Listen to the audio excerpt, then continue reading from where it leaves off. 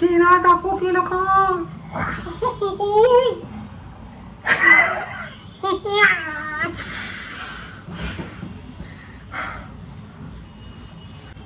किती रुबाबदार दिसत आहे मी. गोरा गुप्ता मुलासारखा छान. आता धर्मश्री मॅडम भेटणार की नाही. मला ते बोलत होत्या क्लीन शेव करा. मी मिशा कापला नाही हो. मर्दाची निशाणी आहे ती. मिशा नाही कापणार. धर्मश्री मॅडम खूप बिझी आहेत हो आपल्या कामामध्ये. लग्नामध्ये बिझी आहे. त्यांचं लग्न नाहीये काय. लग्नाची ऑर्डर आहे. त्यांचा कॉल मी ट्राय केला हो. फक्त 101 वेळा नाही लागला. स्विच ऑफ येतोय. Dharamshila madam Dharamshila madam Dharamshila madam काही हरकत नाही. त्या बोललेल्या मला की मी बिझी असेल हो. धोंड मला फोन नका करू. माझा मोबाईल स्विच ऑफ असेल. पण माझं मन काही मानत नाही ना.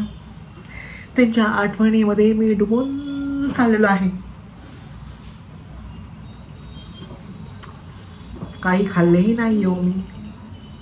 भूकी लागलेली आहे. किती मी बारीक झालो आहे ते बघा. गाल सुकले हो. आधी असे होते आता असे झालेले आहेत.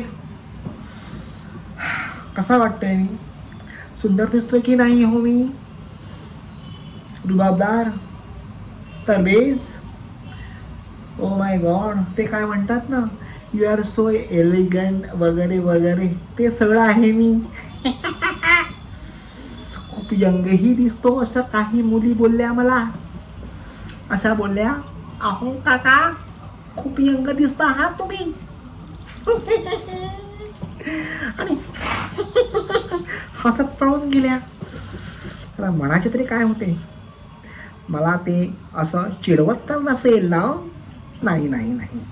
तशा चांगल्या घरच्या मुली होत्या त्या चिडवत नसणार हो. खरेच त्यांच्या मुखातनं बाहेर पडले. खूप आनंद झाला मला. काही हरकत नाही. 10 वडापाव आणलेले आहेत मी. फक्त 10 वडापाव.